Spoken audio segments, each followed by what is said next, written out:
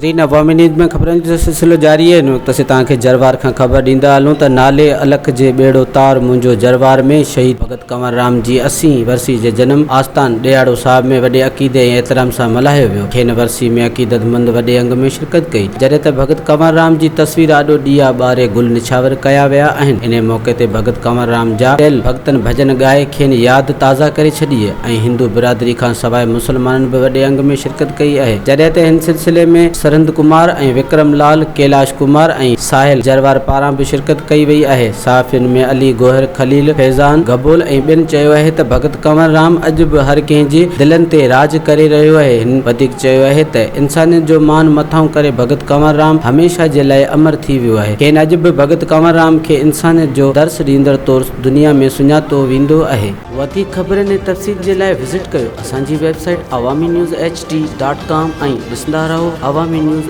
HD।